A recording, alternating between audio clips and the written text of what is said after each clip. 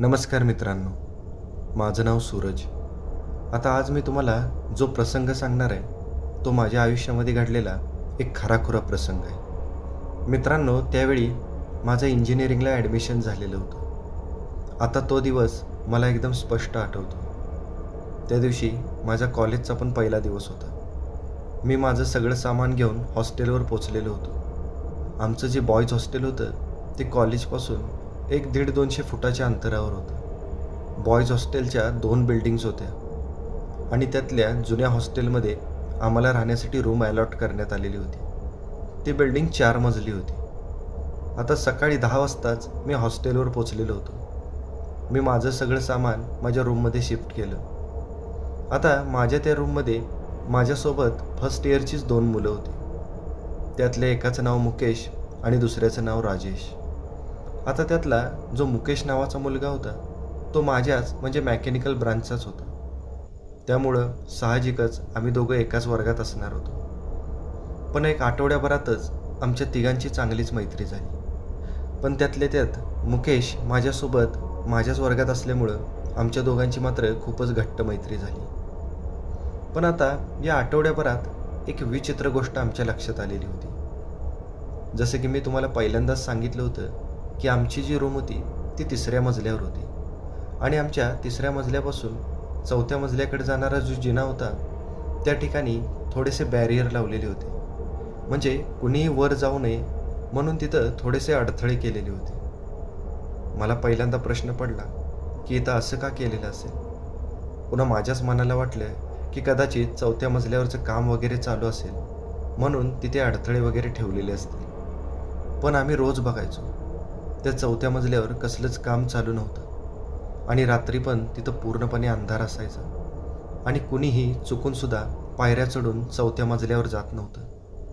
आता आमच्या मनात मात्र उत्सुकता जागी झाली होती की खरं त्या 4थ्या मजल्यावर काय आहे. आम्हाला माहिती होतं की फर्स्ट इयरच्या मुलांना याबद्दल जास्त काही माहिती नसणार. आता आमच्या 3ऱ्याच मजल्यावर बऱ्याचशा रूममध्ये सिनियर मुलं पण राहायची आणि आमच्या शेजारच्याच रूममधल्या सिनियर मुलांसोबत आमची जराशी ओळख पण झालेली होती. आता एक दिवशी आम्ही असंच त्यांच्या रूममध्ये जाऊन गप्पा मारत असताना मी, मुकेश आणि राजेशने त्या सिनियर मुलांना विचारलं, दादा, त्या 4थ्या मजल्यावर नेमकं काय आहे आणि त्या जिन्यावर अडथळे पण लावलेले आहेत, हे सगळं कशासाठी. तसं त्या रूममधली ती सगळी सिनियर मुलं एकमेकांच्या तोंडाकडे बघायला लागली आणि त्यातला एक जण त्याने पहिल्यांदा आमच्याकडे बघत आम्हाला विचारलं, तुमचा भूताकेतांवर विश्वास आहे का. तसं आम्ही तिघेजण कावरेबावरे झालो. आम्हाला या प्रश्नाचं काय उत्तर द्यावं तेच कळत नव्हतं. आम्ही तिघेजण एकमेकांच्या तोंडाकडे बघायला लागलो आणि पुन्हा मी त्या सिनियर मुलाकडे बघत त्यांना म्हणालो, नाही, तसा आमचा भूताकेतांवर विश्वास नाही, पण तुम्ही असं का विचारताय. तसा तो सिनियर मुलगा आम्हाला सांगायला लागला, अरे मित्रांनो, आपल्या हॉस्टेलचा जो 4था मजला आहे ना, त्या मजल्यावर पण पहिली मुलं राहत होती. पण 3-4 वर्षापूर्वी एका मुलाने परीक्षेत नापास झाल्यानंतर 4थ्या मजल्यावरच्या एका रूममध्ये फाशी घेऊन आत्महत्या केलेली होती आणि तेव्हापासून असं म्हणतात की त्या मुलाचं भूत त्या 4थ्या मजल्यावर फिरत असतं. यापूर्वी बऱ्याच मुलांना तसा अनुभव पण आलेला आहे आणि मुलांच्या अशा बऱ्याचशा तक्रारी ज्यावेळी प्राचार्यांकडे गेल्या त्यावेळी त्यांनी हॉस्टेलचा जो 4था मजला आहे तो मुलांना राहण्यासाठी बंद केला आणि त्याच्यासाठी ते आपल्याला 4थ्या मजल्यावर जाऊ देत नाहीत. आता तो सिनियर मुलगा आम्हाला असं सांगत होता आणि आम्ही तिघंजण लक्ष देऊन सगळं ऐकत होतो. पण आम्हाला हे सगळं भाकड वाटलं. पण आम्ही तिथं तसं काहीही न बोलता त्यांचं म्हणणं ऐकून घेतलं आणि पुन्हा आमच्या रूममध्ये निघून गेलो. त्यानंतर पुन्हा माझी, मुकेशची आणि राजेशची याबद्दल आमच्या रूममध्ये बरीचशी चर्चा झाली. आता बघत बघत दिवस असेच निघून गेले. आता आम्ही कॉलेजच्या वातावरणाशी चांगलेच एकरूप झालेलो होतो. पण राहून राहून आमच्या मनात त्या 4थ्या मजल्याबद्दलचा विचार यायचा. आता एक दिवशी मला वाटतं शुक्रवार असेल. सिनियर मुलांना आठवड्यातून 3च दिवस कॉलेज असायचं आणि 3 दिवस सुट्ट्या असायच्या, कारण त्यांना 2-3 दिवस सुट्ट्या या प्रोजेक्टसाठी दिलेल्या असायच्या. त्यामुळं ती मुलं त्या सुट्ट्यांमध्ये आपापल्या घरी जायची आणि त्यावेळी हॉस्टेलमध्ये फक्त फर्स्ट इयरचीच मुलं असायची. आता त्या दिवशी पण अशीच हॉस्टेलमधली सिनियर मुलं आपापल्या घरी गेलेली होती. आणि हॉस्टेल बरंचसं मोकळं झालेलं होतं. 10-10:30 वाजेपर्यंत आम्ही अभ्यास केला आणि त्यानंतर आम्ही झोपायची तयारी करायला लागलो. आणि झोपताना बेडवर पडल्यानंतर अचानकच आमच्यामध्ये त्या वरच्या मजल्याची चर्चा चालू झाली. तसा अचानक मुकेश मला म्हणाला, "विजू, माझ्या डोक्यात एक कल्पना आहे. आपण वरच्या मजल्यावर जाऊन चेक करूया का? खरंच त्या मजल्यावर भूत आहे का नाही?" तसं मला एक धक्काच बसला.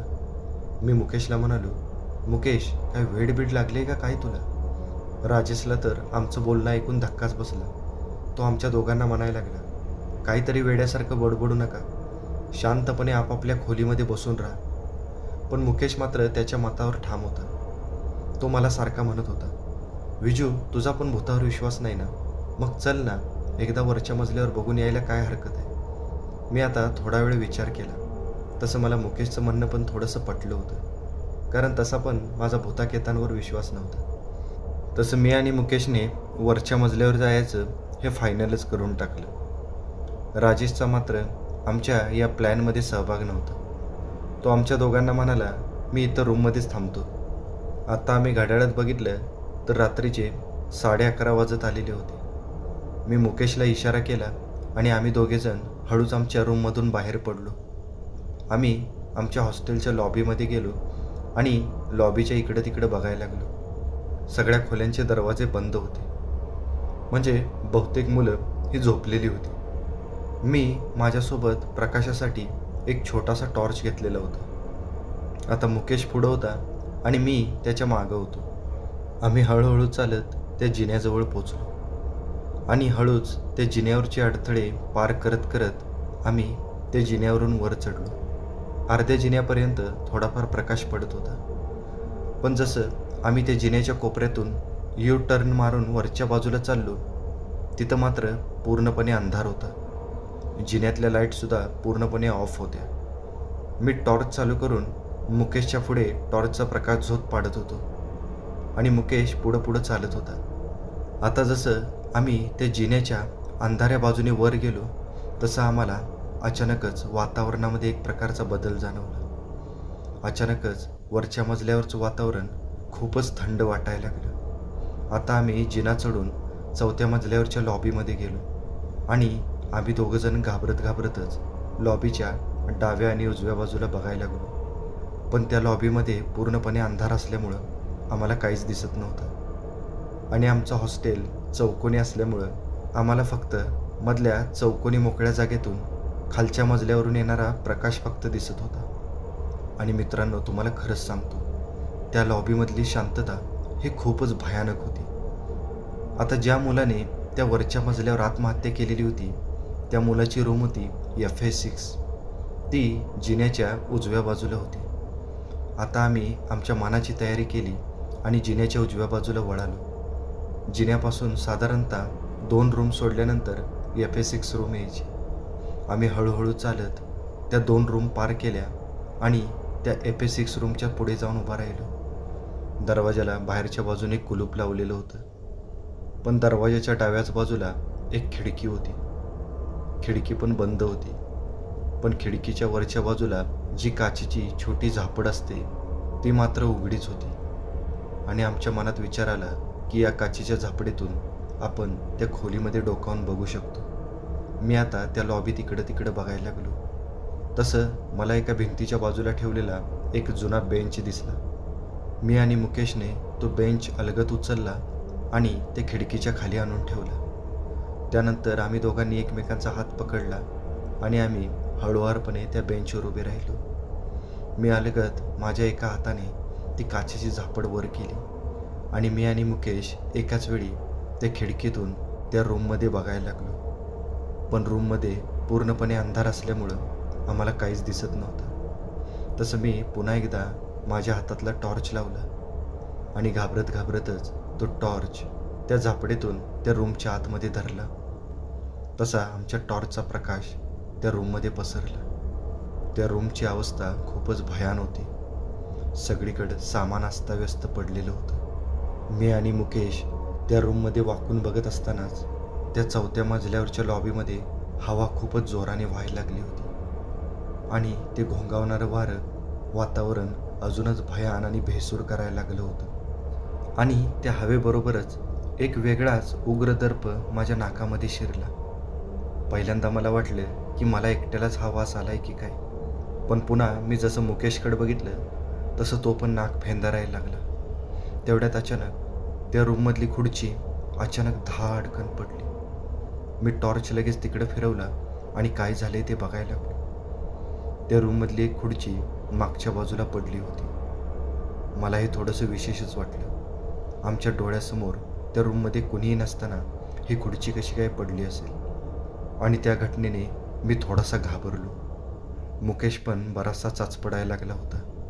तो पण कावराबावरा झाला होता. आणि आता अचानक आम्हाला त्या खोलीमध्ये विचित्र हालचाली दिसायला लागल्या. काहीतरी त्या अंधारामध्ये होतं जे आमच्या डोळ्यांना दिसत नव्हतं, पण ते आम्हाला जाणवत मात्र होतं. आणि मी आता त्या रूमच्या सगळ्या कोपऱ्यांमध्ये टॉर्च फिरवून चेक करत असताना अचानक मुकेशने माझ्या खांद्यावर हात ठेवला. तसं मी मुकेशकडे बघितलं तसं त्याच्या चेहऱ्यावर मला खूपच भीती दिसली. तो घामाने डबडबून गेलेला होता. त्याचे डोळे विस्फारलेले होते. त्याच्या चेहऱ्यावर खूपच भीती दिसत होती. मी मुकेशला इशाऱ्यानेच विचारलं, काय झालं? तसं त्याने मला बोटानेच त्या रूमच्या एका कोपऱ्याकडे इशारा करून दाखवलं. तसं मी त्या रूमच्या त्या कोपऱ्याकडे बघायला लागलो. तसं पुढचं दृश्य बघून माझ्या पायाखालची जमीनच सरकली. त्या कोपऱ्यामध्ये एक काळी आकृती होती, एकदम धुरासारखी. आणि बघता बघता ती काळी सावली त्या कोपऱ्यामध्ये उभी राहिली. त्याला एका माणसासारखा आकार होता. भीतीने माझं शरीर पूर्णपणे गोठूनच गेलं. हे मी काय बघतोय यावर माझा विश्वासच बसत नव्हता. माझ्यासारखीच अवस्था मुकेशची पण झालेली होती. आमच्या दोघांची शरीरं भीतीने एकदम थंडगार पडलेली होती. आणि भीतीनं संमोहित झाल्यासारखं आम्ही त्या कोपऱ्यातल्या आकृतीकडेच बघत होतो. आता आम्ही भेदरून त्या सावलीकडे बघत असतानाच ती सावली अचानक विजेच्या वेगाने पळत आम्ही बघत असलेल्या त्या खिडकीच्या झापडाच्या दिशेने आली. तसं मात्र मी आणि मुकेश जोराने किंचाळलो आणि आम्ही त्या बाकावरनं खाली उड्या टाकल्या. खरं तर आम्हाला तिथून पळून जायचं होतं, पण बाकावरून उडी टाकल्यामुळं माझ्या कमरेला थोडासा मार लागला होता. आणि या उडी टाकण्याच्या झटापटीत माझ्या हातातून माझा टॉर्च पण उडून थोडासा लांब पडलेला होता. त्यामुळं मला आता आजूबाजूचं काहीच दिसेनासं झालं. मी आता तसंच कमरेनं सरकत सरकत त्या टॉर्चच्या दिशेने चाललो होतो. तेवढ्यात अचानक माझ्या पायाला कोणीतरी पकडलं. तसं मी पुन्हा एकदा किंचाळलो, सोड सोड, कोण आहेस तू? तसं मुकेशचा आवाज आला, विजू मी आहे मुकेश. मी आता उठून बसलो आणि मुकेशला चापचायला लागलो. तसा मुकेश झटकन उठून उभा राहिला. मी मुकेशला म्हणालो, मुकेश माझ्या कमरेला मार लागलाय, मला उठण्यासाठी मदत कर, चल आपल्याला इथून पटकन गेलं पाहिजे. मुकेश मात्र काहीच बोलत नव्हता. त्यानं फक्त मला आधार दिला. मी मुकेशचा आधार घेऊन एकाच पायावर उभा राहिलो आणि लंगडत लंगडतच तिथून बाहेर पडायचा प्रयत्न करायला लागलो. आता मी आणि मुकेश हळूहळू चालत जिन्याच्या दिशेने पुढं चाललो होतो. रस्त्यातच माझा टॉर्च पडलेला होता. मुकेशनं तो खाली पडलेला टॉर्च उचलून माझ्या हातामध्ये दिला आणि आम्ही दोघंजण पुन्हा जिन्याजवळ पोचलो. हळूहळू तोल सावरत मी कसा तरी मुकेशचा आधार घेऊन त्या जिन्यावरनं खाली उतरलो.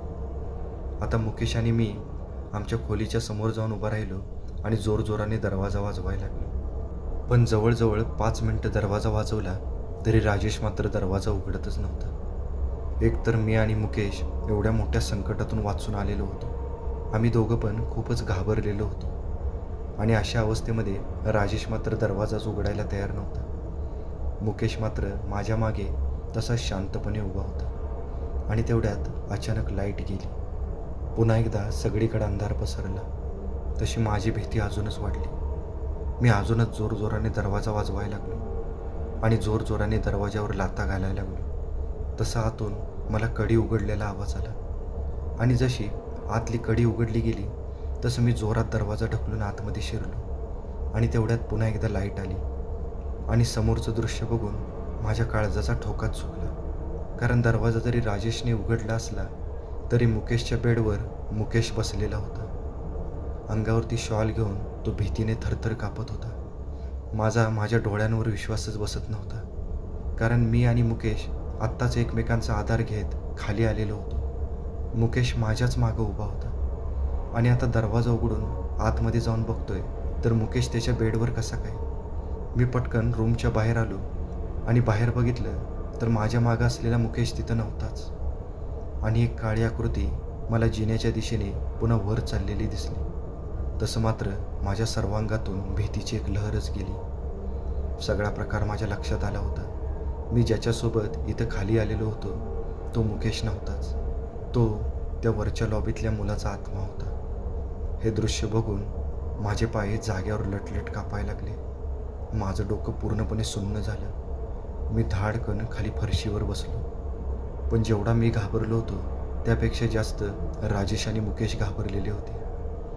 पण मला मात्र हे कळत नव्हतं की राजेश आणि मुकेश एवढे का घाबरलेले आहेत. तसं मी थोडंसं सावरल्यानंतर मी मुकेशला विचारायला लागलो, मुकेश तू का घाबरलायस एवढा? आणि राजेश तुला काय झालं रे? मुकेश काही सांगण्याच्या अवस्थेतच नव्हता. तसं राजेशच मला सांगायला लागला, विजय हे कसं शक्य आहे? मगाशी तर तू आणि मुकेश रूममध्ये आला होता. आता तू आणि मुकेश रूममध्ये आल्यानंतर मला वाटलं की बाहेरून दरवाजा कोण वाजवते काय माहीत, म्हणून मी दरवाजा लवकर उघडला नाही आणि तेवढ्यात लाईट केली आणि मी दरवाजा उघडून बघतोय तर तू दरवाजामध्ये उभा. तसं मला आणि मुकेशला कळेच ना की तू जर खरा विजय असशील तर मगाशी मुकेशसोबत जो आपल्या खोलीमध्ये आला तो कोण होता. आता मात्र आमच्या तिघांचं पण डोकं एकदम सुन्न झालेलं होतं. हे सगळं खूपच भयानक होतं. आम्ही जे करायला गेलो होतो ती काही साधी सोपी गोष्ट नव्हती. हा एक जीवघेणा खेळ होता. आमच्या तिघांची पण भीतीनं बोबडीच वळलेली होती. आम्ही ती रात्र अशीच जागत जागत काढली. आता या घटनेनंतर आम्ही जवळजवळ 4 वर्षाचं डिग्रीचं शिक्षण तिथंच घेतलं. पण त्या दिवसानंतर मात्र आमची कधीसुद्धा त्या जुन्या हॉस्टेलच्या 4थ्या मजल्याकडे जाण्याची इच्छा झाली नाही किंवा धाडस पण झालं नाही.